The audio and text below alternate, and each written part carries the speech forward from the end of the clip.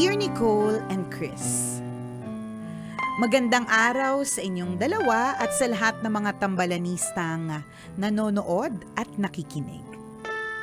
Tawagin niyo na lang ako sa pangalang Franz. Sumulat ako para humingi ng payo. Kapitbahay ko si Rome. Anak siya ng best friend ni Mama. 2 years ago, lagi siyang nagpupunta sa bahay namin. Sinasamahan niya yung mama niya na nakikipagchismisan sa mama ko. Gwapo si Rome. Type ko kaya lang may girlfriend. Kaya hindi ko na pinush. Pero napapansin ko, yung mama niya, regular na viewer ng My Day ko sa FB. Feeling ko si Rome talaga yon kasi lagi niyang hinihiram yung phone ng mama niya. Pero syempre, ayoko namang mag-assume. Talaga ba, te? Ayaw mo mag-assume pero halatang-halata ka namang in-assume mo na. Anyways, January 2021, nag-chat siya sa akin using a dummy account. He gave me clues until mahulaan ko kung sino siya. Akala ko talaga siya na yung destined na makasama ko habang buhay kaya na-fall ako ng mabilis. Masaya nung simula. He kept me posted sa lahat ng mga ganap niya. We started to meet kapag kagabi. He invites me to go to his house kasi yun yung mga oras na wala siyang kasama sa bahay. Ay, nako. Alam na dis. Kung ano man ang iniisip niyong dahilan kung bakit gusto naming kami lang dalawa ang tao sa bahay, malamang tama. Girl, syempre. Been there. Done that. Ay, nako. The first time we met, we kissed. The second time, kinemerut pero hindi na kemerut. 5 beses nagkita pero epic fail every time. Ginawa naming lahat pero hindi nga kasi maikemerot. So walang nagaganap. Gets niyo ba guys? Bawal sa radio eh. Sinubukan pero hindi kumeme.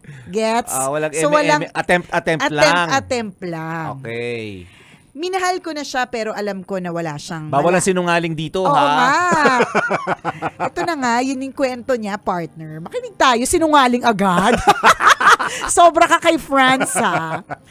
Anyways, minahal ko na siya pero alam ko na wala naman siyang malalim na pagtingin sa akin. We do not even talk.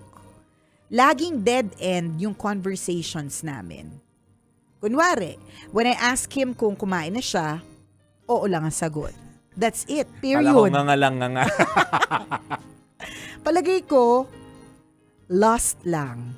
L ang nararamdaman niya towards me. I consoled myself thinking na at least, the very least, kahit L meron. Umasa ako na baka naman ma-develop ang feelings niya pagdating ng panahon. Tiniis ko kahit alam ko sa sarili ko na dehado ako. Pero darating at darating talaga yung time na mapapagod ka. Darating yung panahon na magsasawa ka kasi feeling mo ginagago ka lang. Last December 31, I ended whatever it is that we have. Binuhos ko ang lahat ng hinanakit ko sa isang mahabang message. He replied, January 3. Aaminin ko tambalan, gustong-gusto kong buksan yung message request niya at subukang ayusin kung ano ang meron kami dati. Pero pinipigilan ko ang sarili ko. Alam ko naman kung ano ang tama kong gawin pero naguguluhan ako. Madali namang sabihing itigil ko na ang katangahan ko. Pero ang hirap gawin. Sa tingin nyo, Nicole and Chris, dapat ko pa bang balikan si Rome? Salamat sa pagbasa ng aking kwento, tambalan. Ang inyong tambalanista, Franz.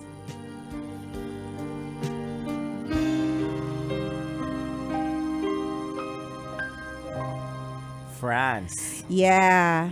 So ang Okay. tanong niya, sabi niya kasi madaling sabihin na itigil ang katangahan pero ang hirap gawin. 'Di ba? Totoo naman. Mm-mm. Ang dami po nating ganyan, 'di ba? Alam na nga nating maling tao, may mga signs, may mga red flags pero go pa rin tayo. Yan, 'di ba? Kasi nga mahirap eh. Alam natin pero hindi natin ginagawa. So ang tanong niya sa atin, sa tingin niyo Nicole and Chris, dapat ko pa bang balikan si Rome?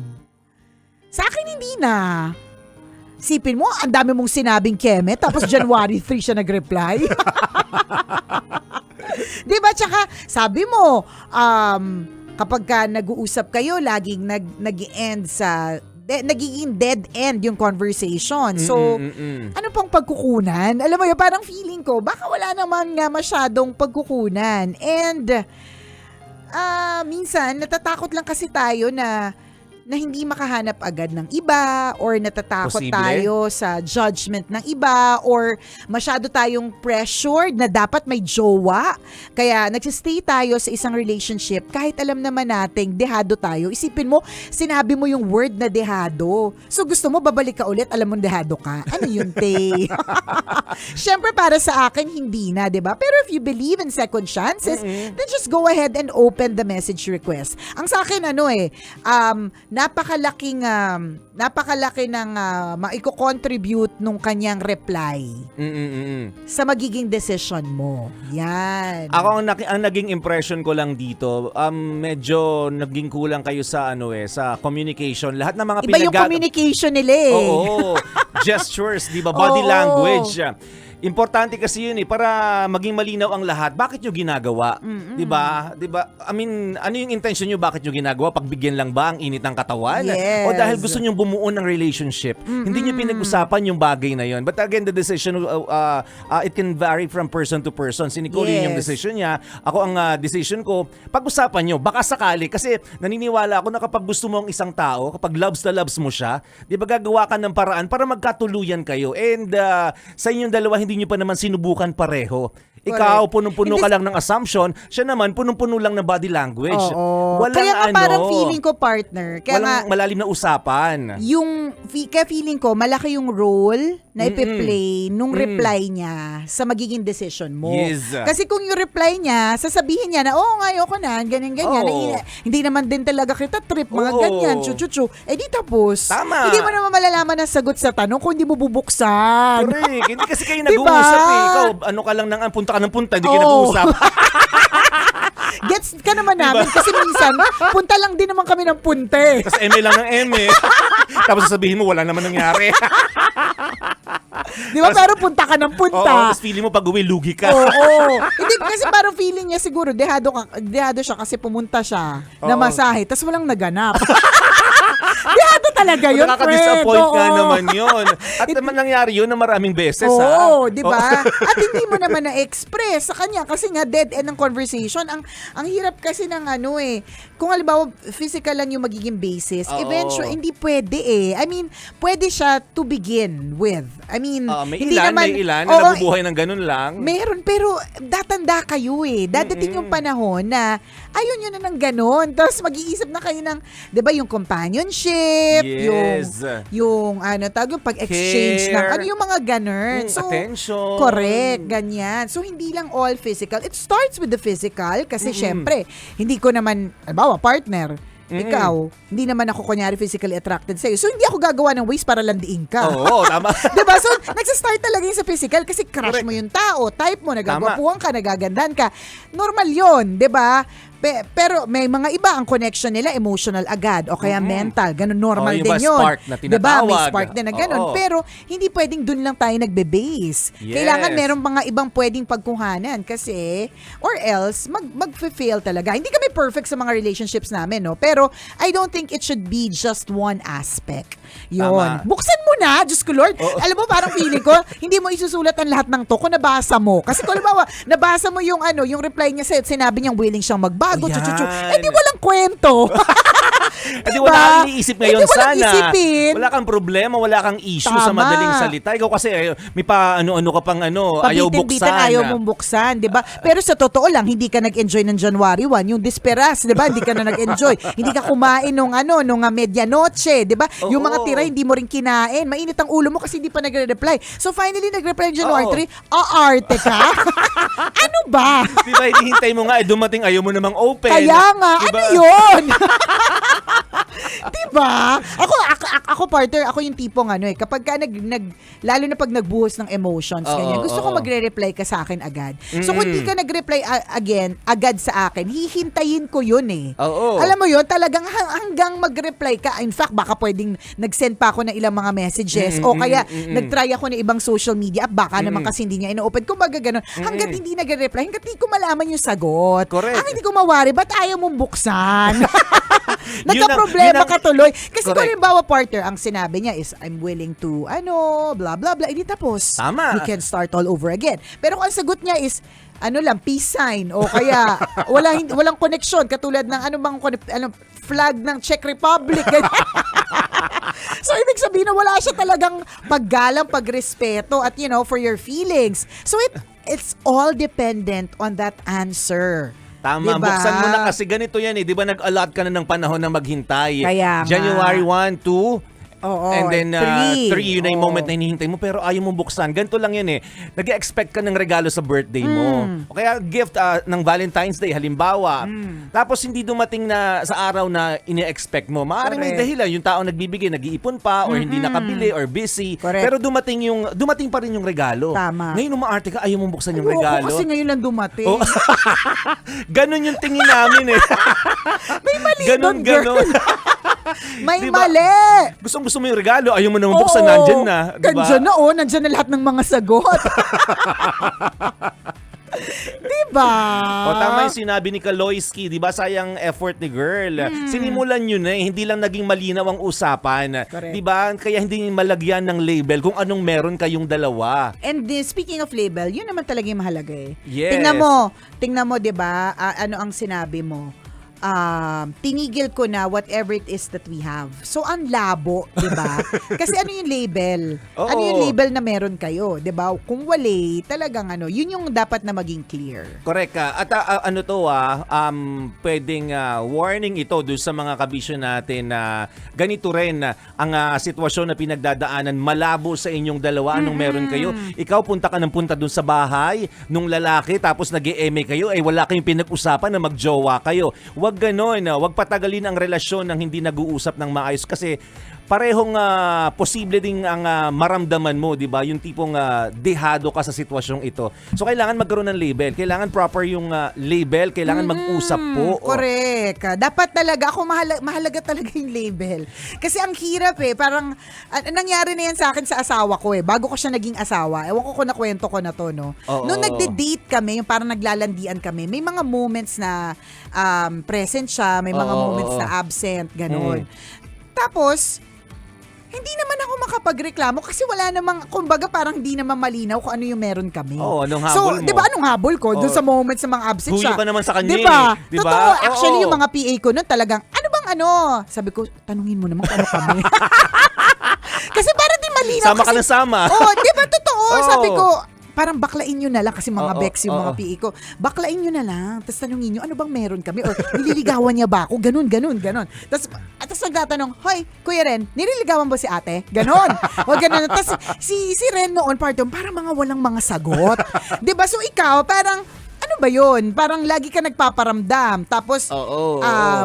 binapadala mo ng Starbucks yung mga tao dito, 'di ba? Oo, Dalo oo. ka ng dalaw. Pagka, 'di ba may mga ano siya may Tapos mga hindi ka naman nagsasalita, Kasi di hindi ba? naman niya parang Hindi ka tinatanong. hindi naman niya parang wala, parang mahirap Halimbawa, meron tayong hosting partner. Pero anong understanding mo nun? Hindi ko sure. Ayoko mag-assume ayaw mag-assume. Ayoko mag-assume. Bakit? Pero tanggap na tanggap. Pero tanggap na tanggap. Siyempre, partner, hindi naman ako katulad nitong si Franz. Nagbigay na ng regalo, hindi binuksan. Nagbigay ng message, hindi binuksan. Diba? Halimbawa, partner, may mga ganito siyang actions dati. Like, for example, sasabihin ko, sabi niya, saan ka? Sabi ko, papunta ako sa, University, sa University of Manila, ganyan. Sabi ko, meron akong talk. Sabi niya, okay. Sabi niya, dadaan ka dun sa ganitong daan. Tapos sabi ko, oo, yun lang naman yung daan. Sabi niya, sige, may tayo din sa dadaanan mo. So, sabi ko, sige. Ano, may tayo sa dadaanan mo? Mag-meet tayo sa dadaanan Akala ko may mo. tayo sa dadaanan mo. Ano ba? Wala lang, winarningan ka lang niya. Ingat ka, patanga-tanga ka, may tayo sa dadaanan assume mo. ako, no, ano ba yan? Yung pala, ingat ka, may tayo dyan. O kaya ingat ka, may nanguhuli dyan. Tanga ka pa naman, coding ka. So sabi niya sa akin, mag-meet tayo dito sa, you will not go out of your way. Tapos sabi ko, sige. So na nakita ko, kunyari, hindi naman ako nag-assume ng something, partner, pero ang pula-pula ng labi ko. Yung ilang beses ka nagsuklay sa loob ng Ilang kotse. beses akong in-ensure ko na yung kulot ko on point, ganun. So tapos nung nag-meet kami dun sa may specific na place, bumaba lang siya ng sasakyan para ibigay sa akin isang damukal na mamon, baka daw magutom ako. So ang dami niya talaga boxes ng mamon na parang di ako na kumakain, ganun. So yun lang yun, tapos umalis na siya. Tapos alam mo yung mga ganun na parang okay. Anong meron? Anong meron? Tapos meron pa. Dapat tinanong mo, gusto mo ba ako? Naliligaw ka ba sa akin? Ayoko nga. Kasi ang warning sa akin ng boss natin, huwag kang masyadong dyan. Parang kumbaga. Bigay ka ng bigay eh. Oo, ka lang. Chill ka lang, ganun. So ako, hindi naman din ako masyadong parang tanong-tanong, ganun. Kunyari, hindi ka excited. Oo, hindi. Pero ang pula-pula lagi ng labi.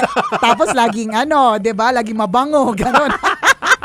Meron pa yan, partner. Halimbawa, meron tayong hosting sa isang bar sa BGC. Tapos sabi niya, kumusta ka? Ganyan. Sabi ko, hosting Sabi ko, may lagnat nga ako. May mga ganun pa. Kasi dati naman, pag may lagnat, pwede lumabas, pwede mag-host.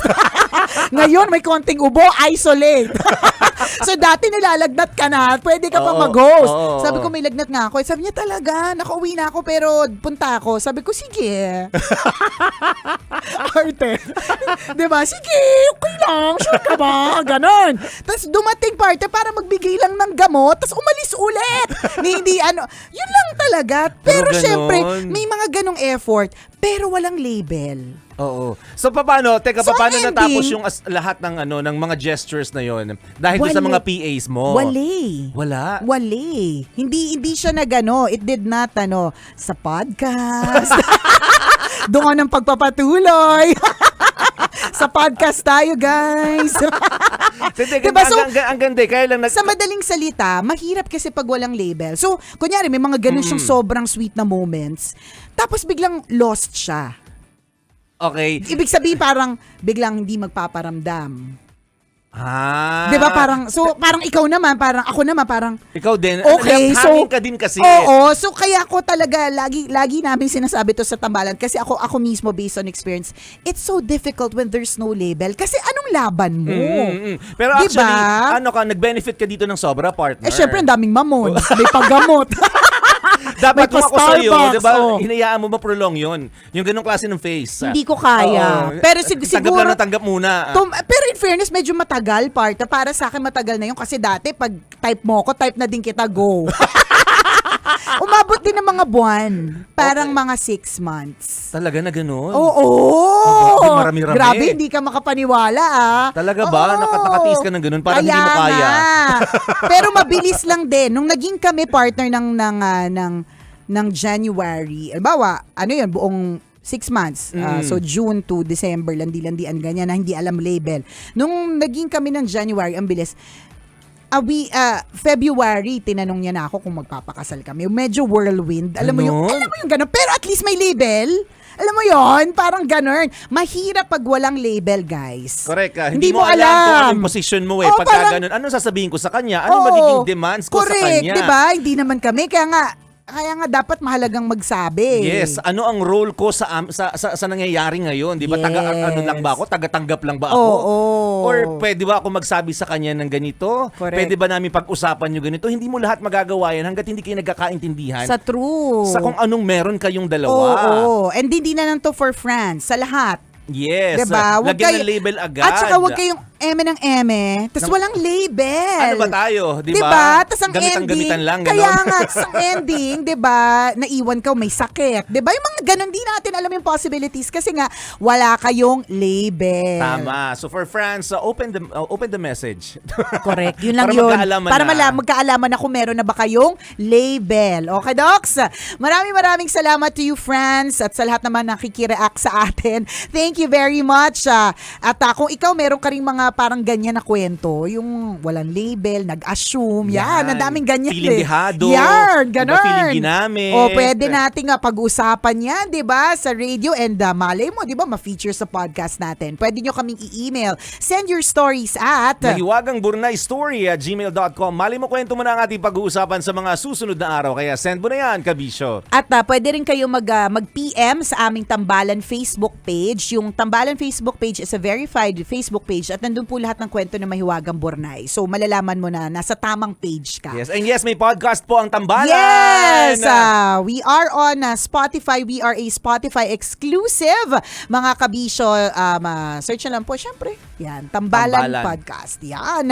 Maraming salamat sa pagtutok ngayong araw na ito. Muli ako po si Nicole Yala. At ako naman si Cambio King Chris Chuper. Na nagpapaalala,